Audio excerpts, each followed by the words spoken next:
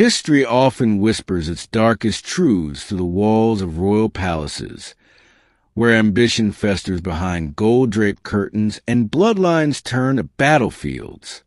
In one of the most chilling chapters of royal betrayal, a queen, once the most powerful woman in her realm, took her final breath not on the battlefield or in exile, but at her own son's hand. Her crown had once shimmered under torchlight. Her voice had commanded nobles and armies. Yet in the quiet, candlelit corners of her final days, the poison she drank bore no name, and the hand that served it wore the ring of her own blood. But how does a mother, a monarch, become the victim of her own child? To understand the betrayal, we must first journey back into a world of dynastic ambition, fractured alliances, and the cruel hunger for absolute power. She was born not into weakness, but legacy. Her name was Eleanor, daughter of a powerful noble house whose lineage stretched across Europe's most influential courts. From her earliest days, she was taught that her role would not be gentle. Unlike other girls of her time, Eleanor's education focused on diplomacy, estate management, and the language of power. She was groomed not to follow, but to lead, not to love freely, but to marry strategically.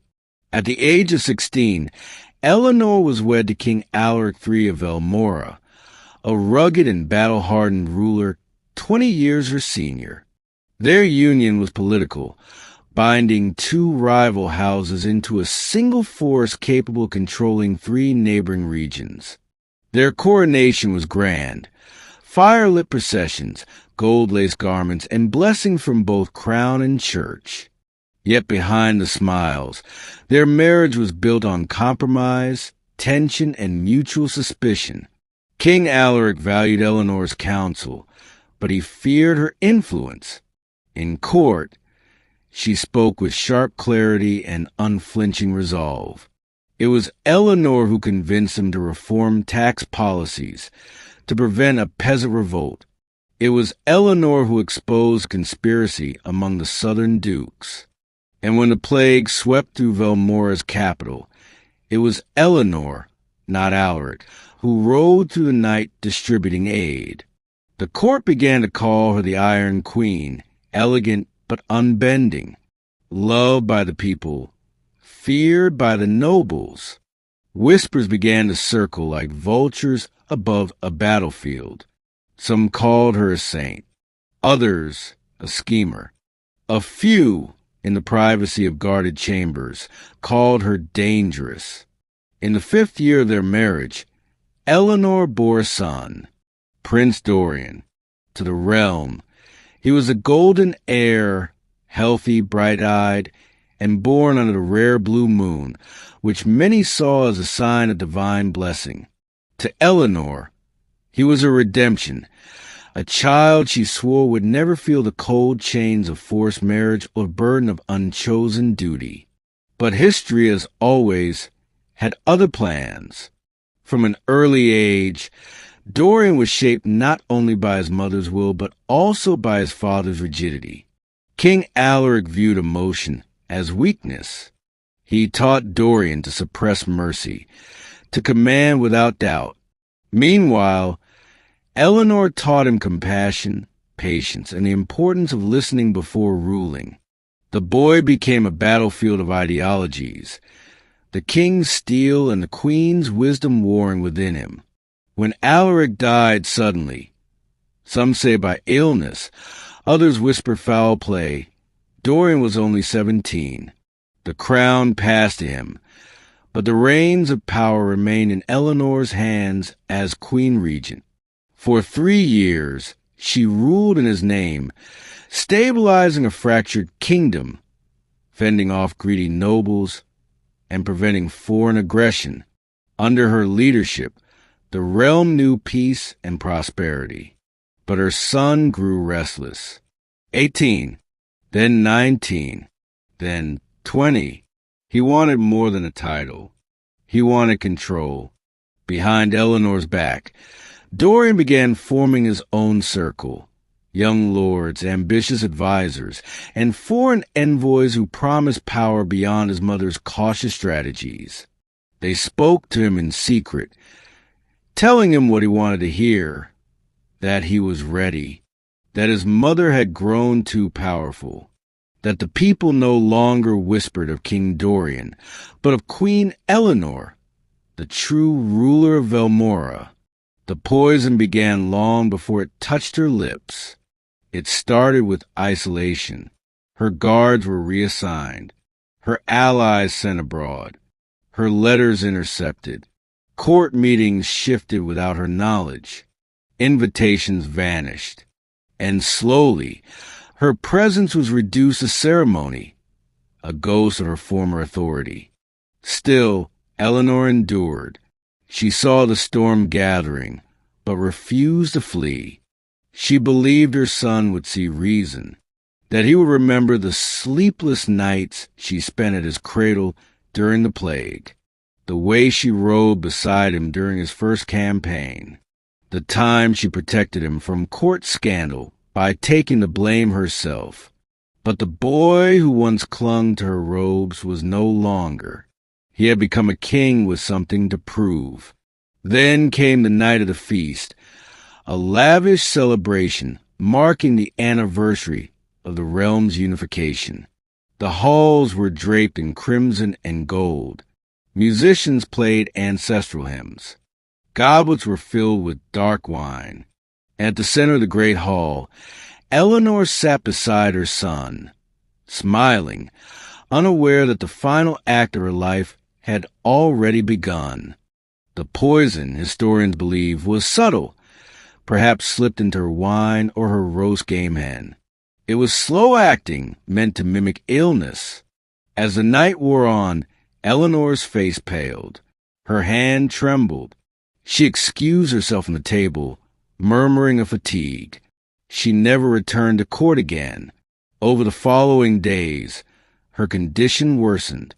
She suffered hallucinations, weakness, and finally, silence. The royal physicians were baffled. Some suggested infection. Others suspected stress. But none could explain the way her organs shut down one by one, how her skin yellowed, how her breath turned labored in the final hours. Only one man dared whisper the word poison, an old apothecary who vanished from the palace the very next day.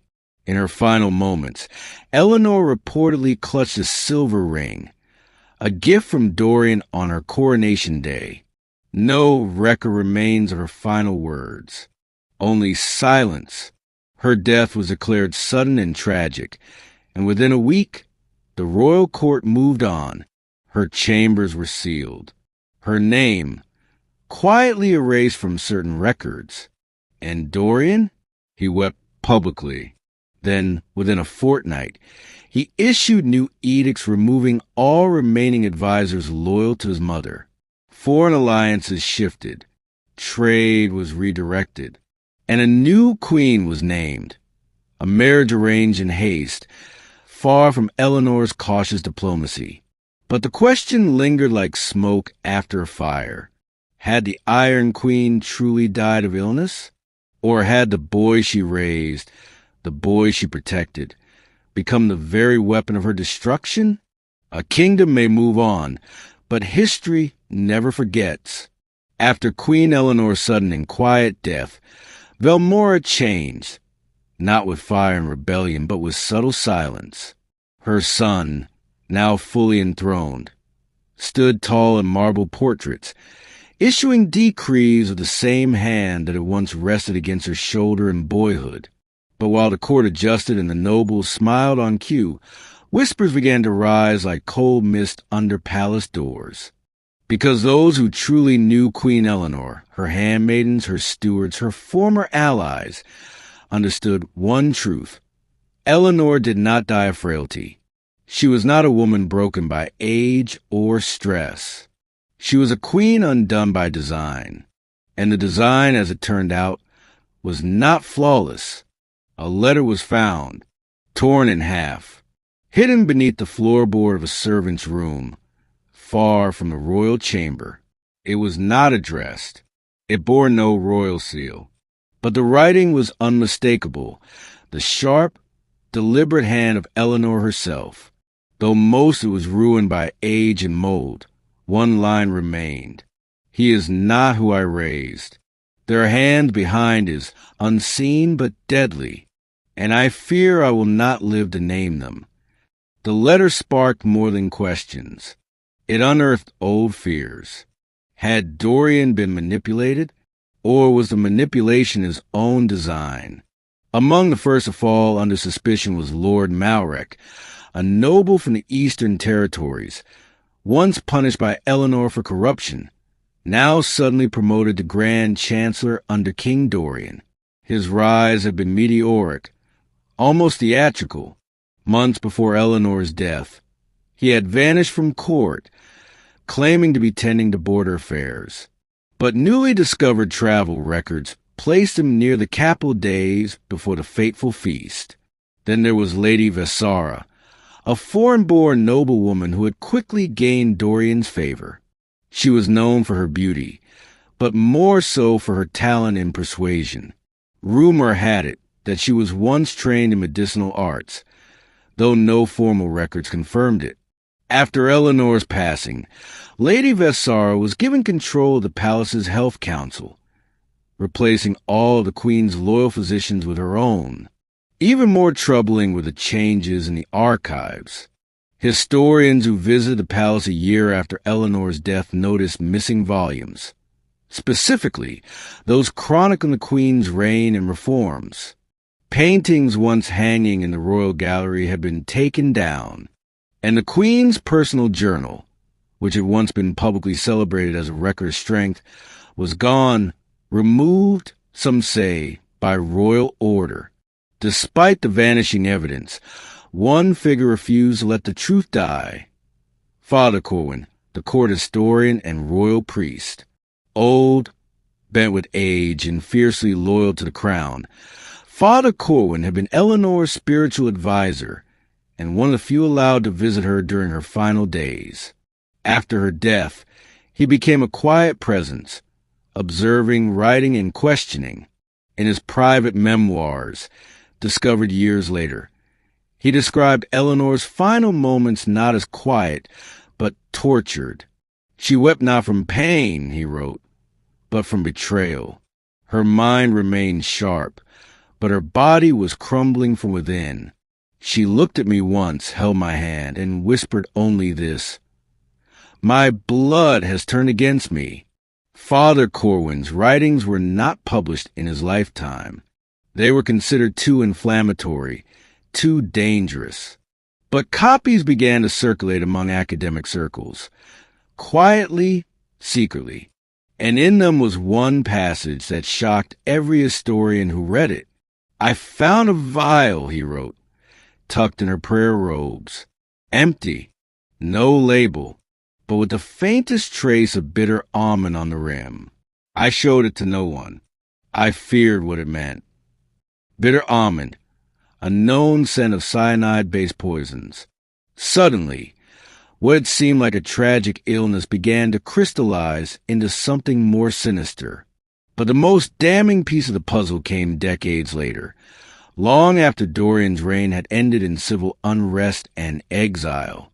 During the reconstruction of the Royal Library after a fire, workers uncovered a sealed compartment behind one of the old bookcases.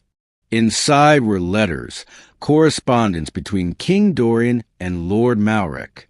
They were coded, but a surviving scholar broke the cipher. And in one letter, the young king wrote, "She sees too much. Wait for the feast. It must look like time itself undid her."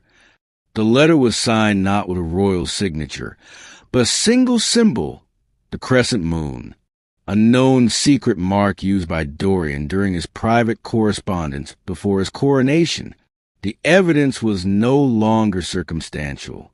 It was confessional. What followed was a slow collapse of Dorian's legacy.